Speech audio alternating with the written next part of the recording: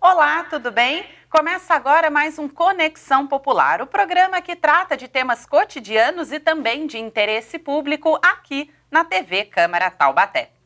Você já ouviu a expressão que a saúde começa pela boca? A boca é a maior cavidade do corpo do ser humano, sendo uma porta de entrada para bactérias e outros micro-organismos. Por isso, cuidar da sua saúde bucal é também cuidar da sua saúde geral. Para falar sobre esse assunto conosco hoje, nós convidamos o professor Dr. Edson Tibagi. Ele é cirurgião dentista e também coordenador do projeto Educação em Saúde Bucal, e Natália Cupê, que é mãe da Júlia, de 2 anos. Sejam muito bem-vindos, obrigada por aceitarem o nosso convite. Obrigado, bom dia. Bom dia, Ana Paula, tudo bem? Laura. Não tem problema. Eu já quero começar com uma pergunta, professor. Qual é a relação da saúde bucal com a saúde geral do indivíduo? É importante a gente saber que o mesmo sangue que passa nos dentes, ele também passa em todos os órgãos, né? Então, uma cárie, por exemplo, né? Ela adentra bactérias na estrutura do dente, pode chegar no canal do dente. Chegando no canal, essa bactéria ela pode ir até qualquer outro órgão. Então, ele é uma porta de entrada. Por isso que a gente fala, cuidar da saúde bucal é importante, porque você também cuida da sua saúde geral. De acordo com um dado do IBGE, mais de 15 milhões de brasileiros afirmaram nunca ter ido ao dentista na vida. Eu queria saber como que é a rotina de saúde bucal dos pacientes que chegam até o senhor, de que forma o senhor faz essa análise? Olha, a gente observa, né, por exemplo, no próprio dia a dia, que existem pessoas que já frequentaram, né, bastante consultórios, clínicas, mas também a gente observa pessoas que não realmente nunca, é a primeira vez que vêm e com uma idade mais avançada. Né? Alguns ainda você consegue, de acordo com o tratamento proposto, reabilitar esse paciente. Outros você consegue reabilitar também, mas de forma mais através de implantes, porque já perderam as estruturas do dente. Então, a odontologia hoje ela oferece muitas alternativas para tratamento, porém ainda as pessoas se esbarram em medo para tratamento odontológico. Tem pessoas que têm fobia do tratamento odontológico e tem pessoas também que não é um tratamento assim, apesar de nós termos todas uma estruturas de universidades, de clínicas, mas ainda é um tratamento que as pessoas deixam para depois, né? Primeiro, a não ser que tenha dor, né? Mas a gente vê que bastante indivíduos eles vão ao dentista, na maioria, quando tem dor, para remediar, e para tratar, muitos deixam posteriormente. E as coisas assim poderão ir complicando, exigindo tratamentos mais especializados. E os tratamentos mais especializados são mais caros. Natália, como que foi para você? Você sempre frequentou o dentista? Como que era essa conscientização dentro da sua família? E como que é você hoje com a Júlia? Sim, nós temos o hábito de ir ao dentista, né? Principalmente para fazer prevenção, né? Aquele flúorzinho, aquela limpeza. E com a Júlia, ela ainda está num processo, né? De aprender a escovar o dente. No início é bem difícil por causa do gosto da pasta, da aspereza da escova, mas hoje ela já abre a boquinha e já escova já. Então é importante também ter esse hábito desde pequeno. Sim. E acho que vem de encontro ao que o senhor estava falando sobre a fobia, né? Será que isso está muito ligado à falta de conhecimento, à pouca frequência das pessoas ao dentista? O que o senhor atribui a essa fobia? A fobia ela é muito assim, muito característica individual de cada um. Às vezes é passado, olha, se você fizer isso, eu vou levar você no dentista para tomar injeção. Já fala de anestesia. Então as pessoas vão muitas vezes embutindo medo, né? Hoje, graças a Deus, acho que muitos não fazem mais esse tipo de... Ameaça? Não é ameaça, mas é assim, a criança, né? Para, senão eu vou levar você no dentista. A gente já escutou isso. Hoje em dia não tem muita, a gente não escuta muito mais, porque acho que a conscientização, ela tá muito boa hoje em dia. A gente trata mais, a gente orienta mais a prevenção do que o tratamento em si. A gente prefere. Então, tem muitos jovens aí que têm saúde bucal perfeita. Ainda temos que avançar bastante. Agora, a questão da criança é muito importante, como você falou, os hábitos de você, da mãe, do pai, supervisionar sempre a criança. Porque a criança não tem habilidade ainda para desenvolver e ela tem que acostumar e saber da importância, né? Por que ela está limpando o dentinho? Isso é muito específico de cada pessoa.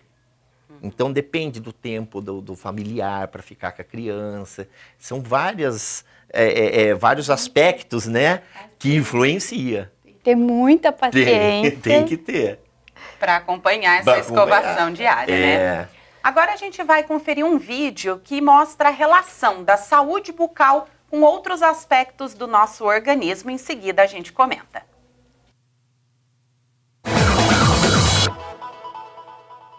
De acordo com a Federação Dentária Internacional, a saúde bucal tem vários aspectos e compreende a capacidade de falar, sorrir, saborear e ingerir alimentos, além de transmitir emoções, utilizando expressões faciais sem desconforto ou dor. A saúde bucal não diz respeito apenas à aparência dos dentes. Na verdade, ela é um aspecto fundamental do dia a dia das pessoas e impacta não só a região e suas funções, mas todo o organismo. Mantê-la em dia, então, ajuda a evitar problemas e desconfortos. Para isso, é fundamental usar creme dental, escova de dente e fazer uso do fio dental após cada refeição. Apesar disso, a última pesquisa nacional de saúde, realizada pelo Instituto Brasileiro de Geografia e Estatística em 2019, apontou que somente 63% da população do país utiliza esses 3 itens durante a higienização da boca. A saúde bucal é um fator importante para o bem-estar, a qualidade de vida e as interações sociais dos indivíduos. Cuidar dela, então, ajuda a reduzir a chance de desenvolver doenças não só na região da boca, mas em todo o organismo. Doutor Edson, a partir da avaliação da boca, dos dentes, da gengiva, é possível detectar doenças? Sim. Por exemplo, pacientes diabéticos têm um cheiro característico da boca, do hálito, né? Problemas periodontais, as próprias, por exemplo, o HIV, por exemplo, né? Que é uma doença, uma doença às vezes que não se manifesta inicialmente no físico, mas na boca já aparece algumas alterações por causa da baixa da imunidade. Então, muitas doenças podem dar características, sim, primeiro na boca, sem dúvida nenhuma. Natália, você falou da paciência que a gente precisa ter para ensinar as crianças, para estar atento ali no momento da escovação. Como que é a rotina de vocês? Quantas vezes por dia, por exemplo, você escova os dentes da Júlia? Da Júlia a gente escova pelo menos 2 vezes ao dia, né? Antes dela ir para a escola, que ela toma o banho dela, e quando ela volta, também escova o dentinho para poder tirar tudo que veio da escola, né? Mas é muita paciência mesmo, não tem o que fazer. E doutor, uma dúvida que foi geral aqui. Fio dental, antes ou depois da escovação? Então, o fio dental, para que serve o fio dental? Ele serve para remover o alimento que ficou parado entre os dentes, né? Então, você pode, na realidade, enxaguar a boca, passar o fio dental e depois escovar os dentes. Ou você pode escovar os dentes, depois passa o fio dental e depois você enxágua a boca. Tá certo? Então, o importante é passar. E principalmente noturno. Por que noturno, à noite? Porque à noite a gente dorme com a boca aberta. O seu metabolismo do seu organismo, se a gente não dorme com a boca cerrada, normalmente tem entreaberta. O seu metabolismo diminui. A salivação diminui. Consequentemente, quando a salivação diminui, quem protege a estrutura do dente é a saliva, que equilibra o pH.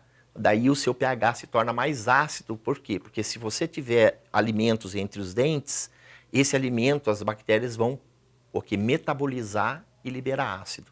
Daí é a hora que você tem a descalcificação do dente, maior propensão para cárie, consequentemente maior propensão para problema periodontal.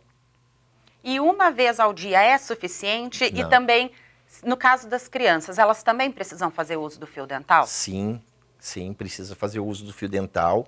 Criança tem que tomar muito cuidado com a quantidade de pasta, adulto também, porque todo mundo pega a escova e enche inteirinha de pasta.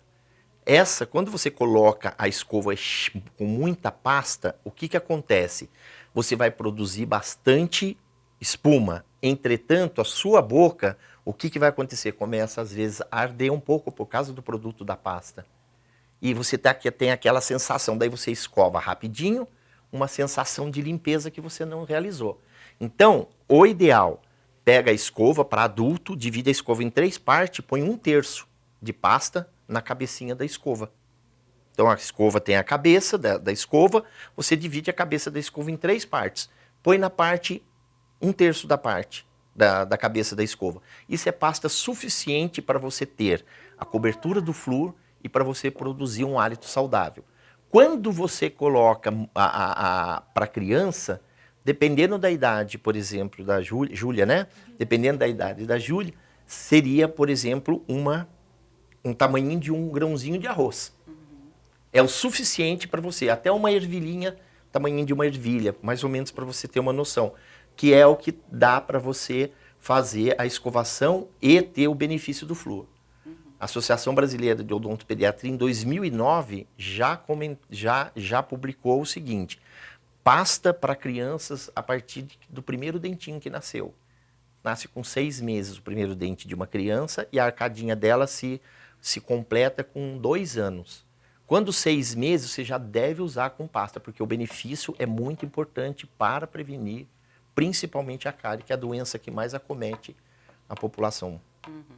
Natália, antes de nascerem os dentinhos, você já higienizava a gengiva e também você usa produtos próprios para criança, pasta de dente, a escovinha menor? Sim, quando ela era menorzinha, né, a gente usava gases, que foi a orientação do pediatra, para deixar a gengiva limpinha. E quando começou os dentinhos, a gente tentou, no início é bem difícil, né, a pasta e a escova, mas a gente se adaptou mais com as gases, primeiro, nos primeiros dentinhos, né. E agora a gente usa pasta infantil, normalmente com aquele saborzinho mais doce, que, né, não arde tanto, e escova infantil também. Apesar que ela pega a nossa escova também. Mas... E qual é a orientação para o uso de escova de dentes, doutor? Então, a escova de dente tem que ser proporcional ao tamanho da boca. Por exemplo, a criança realmente tem que ter uma escova infantil de acordo com o tamanho da boca da criança. Então, você tem algumas opções de fases de escova. Ela tem que ser uma cabecinha pequena, de acordo com o tamanho da boca, arredondadinha para não machucar, de preferência um cabinho reto e que tenha um número de cerdas que bem composto ali para que você consiga a higienização adequada. O importante, que é o que você falou, pasta sempre com flúor. O importante é não deixar a criança engolir, né? Porque o flúor em excesso, ele também pode provocar quando a criança, por exemplo, come pasta, isso tem que tomar muito cuidado com criança. Deixa a pasta no alcance da criança, ela vai lá e come. O flúor que tem na pasta, se é ingerido constantemente e a criança está na época de dentão descido, os dentes permanentes delas estão se formando também lá embaixo, na estrutura óssea. O que acontece? Você pode ter um problema de fluorose dental, que é o excesso de flúor. E essa fluorose deixa manchas brancas na estrutura do dente, até acinzentadas. E um esmalte mais poroso, mais susceptível a ter cárie e tudo. Então tem que tomar muito cuidado. E antes do programa começar, a gente já estava tirando algumas dúvidas aqui. O senhor deu uma dica para a gente sobre as cerdas serem macias. Sim. E também quanto mais cerdas, melhor. Quanto mais cerdas você tem numa escova, serve tanto para criança como para adulto, né? Quanto mais cerda proporcional na cabeça da escova, é melhor. Porque você consegue uma limpeza muito mais eficaz, tá? Tem um estudo da USP de 2023 que fala que o ideal são, para uma escova adulta, 18 tufos com 80 cerdas cada tufinho. Dá 1.400 e poucas cerdas no total. E a gente consegue verificar essa especificação na embalagem da escova? Na própria escova dá para você ver, né? Porque ela vem com a embalagem transparente, então dá para você ver aproximadamente o número de cerdas, assim, de tufos, né? Então, quanto mais tufo, mais encorpada for, né? Melhor. Agora nós vamos para um rápido intervalo. Na volta, nós vamos falar sobre a saúde bucal das gestantes. Será que esse cuidado precisa ser mais específico? Não saia daí, logo a gente volta.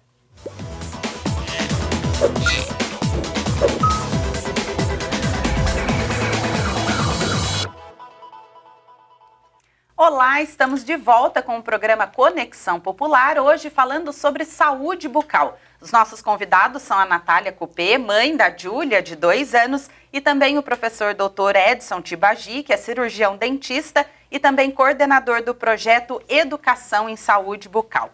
A minha dúvida agora, doutor, é se existe alguma maneira da gente prevenir o uso de aparelhos ortodônticos.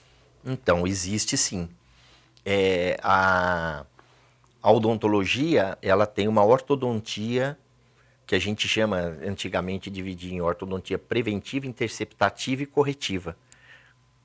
Qual é a fase da criança? Quando você observa que já tem alguma alteração em questão de posicionamento de dente, muitas vezes você pode iniciar com tratamentos de aparelhos móveis, onde você pode reposicionar, às vezes arcadas, entendeu? Então existe sim essa possibilidade e é importante que as mães fiquem atentas com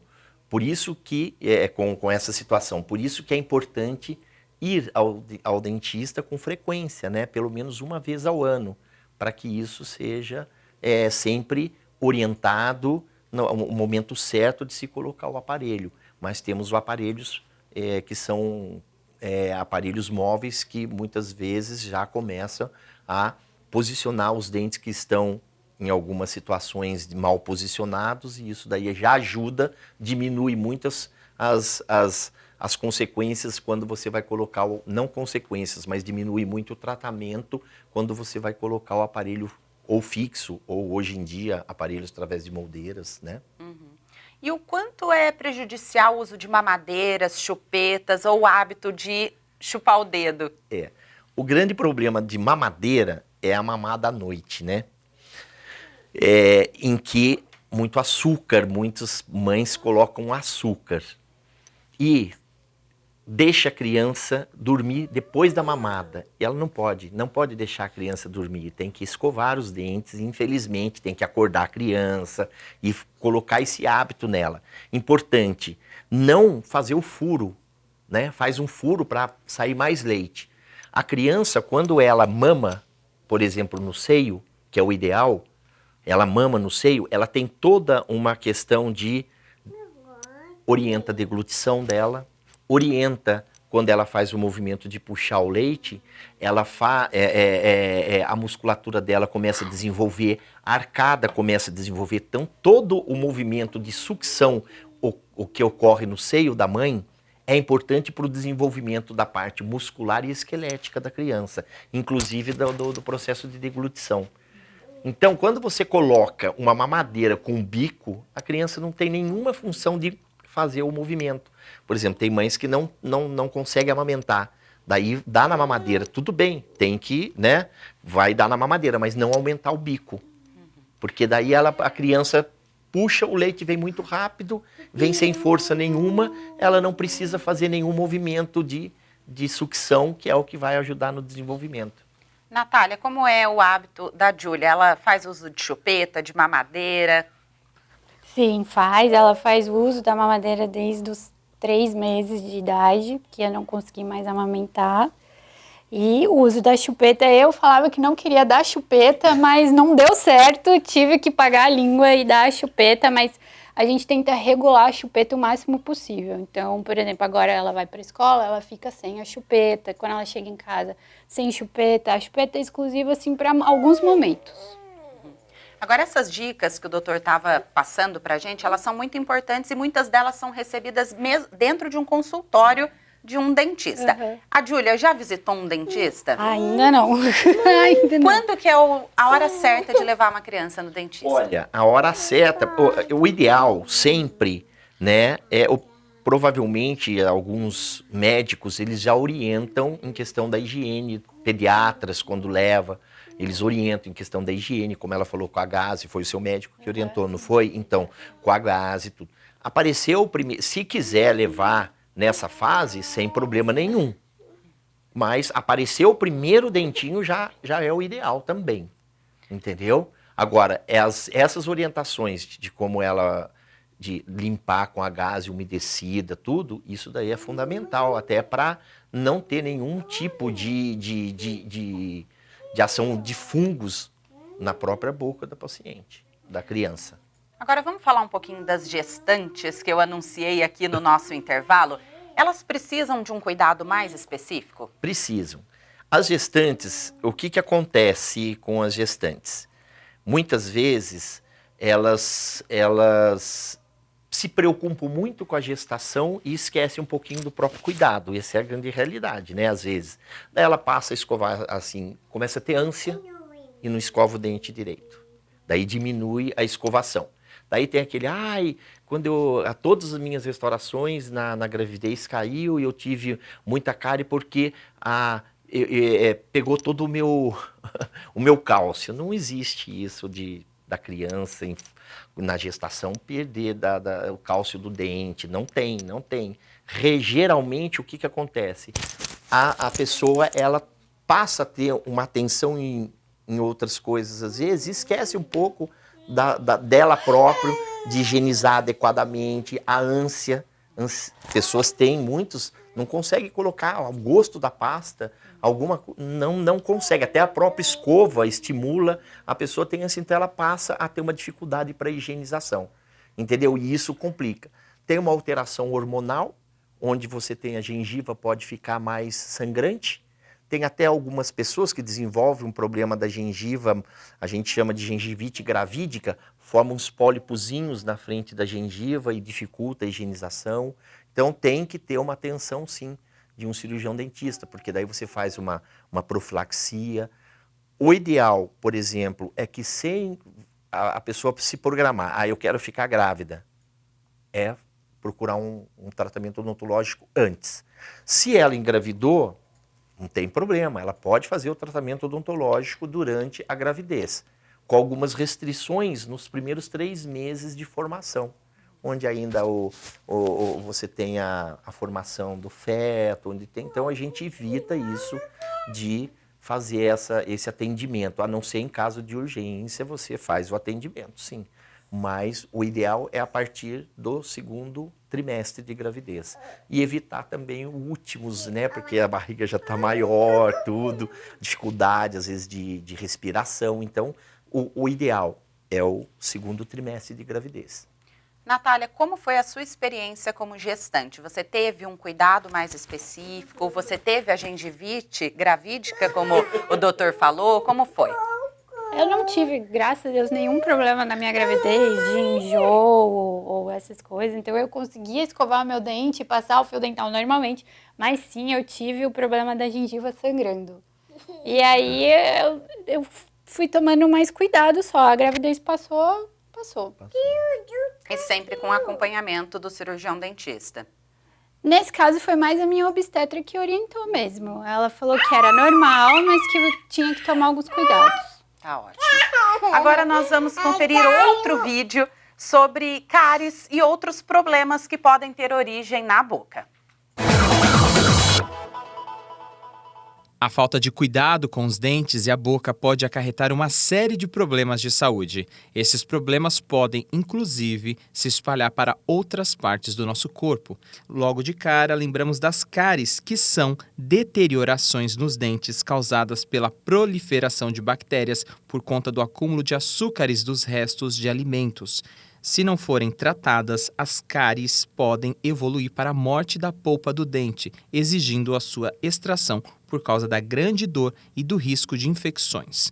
Outro problema comum é a gengivite. Essa inflamação da gengiva é causada pela higiene bucal precária e pelo uso de produtos inadequados para a limpeza dos dentes, como escovas com cerdas muito duras ou de tamanho maior que o ideal.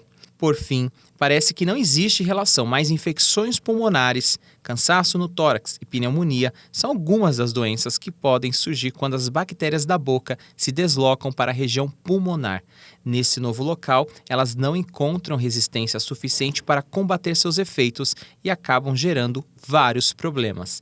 Existem diversos outros problemas de saúde que podem ter origem ainda na boca. Por isso, é preciso ter em mente que uma higiene bucal adequada previne uma série de doenças. Doutor, de acordo com a minha pesquisa, os problemas bucais podem ser capazes de provocar aí doenças cardiovasculares, aborto, agravamento de diabetes. Me corrija se eu estiver errada. Quando um sintoma é sinal de alerta máximo? Então, isso é verdade. Por exemplo, você tem pacientes na UTI que eles precisam de higienização bucal. Por quê? Porque senão essa bactéria que vai na boca, ela vai realmente para o pulmão e dá pneumonia. Isso muitas vezes pode levar o paciente a óbito ou aumenta o tempo de internação desse paciente no hospital. Então, por isso que o cirurgião dentista numa UTI ele é muito importante também para colaborar com a prevenção e o agravamento do paciente. Em questão, por exemplo, de pacientes que têm uma higiene precária, você vai ter maior número de cáries. Maior número de cáries, você tem maior número de cavidades. Maior número de cavidades, você tem maior nichos de bactérias. Então, um paciente, por exemplo, que é diabético, tem problema periodontal, porque a diabetes dá problema periodontal. É uma alteração que promove o problema de perda óssea e sangramento gengival também, né? E ele produz uma diminuição da resposta imunológica do paciente, né? Deixa o paciente mais susceptível. Então, você tem que tomar cuidado quando você vai fazer, por exemplo, uma extração em pacientes diabéticos. Você tem que tomar cuidado pacientes que podem, por exemplo, pacientes que já têm endocardite bacteriana. Se você vai fazer algum procedimento nesse paciente, você tem que, às vezes, fazer a cobertura às vezes não, na maioria em si, a gente faz a cobertura antibiótica, que é um antibiótico antes do procedimento. Só que isso você conversa com o médico do paciente. Então, existe sim a possibilidade de doenças que iniciam na cavidade bucal pelo número de bactérias, que na maioria são streptococcus, e eles passam para outros órgãos, sim, promover outras doenças, sim. Natália, agora a minha pergunta é para você, não é para a Júlia. Você tem os seus sisos? Não mais. Já foram retirados? Já foram todos retirados. E sofreu? Teve dor, inflamação? Olha, foi um processo, eu tirei 2 de cada lado, de uma vez, né? Tu tira um, depois os outros. E foi bem complicado porque o de baixo, ele tava nascendo meio atravessado. Então, esse foi o mais chato.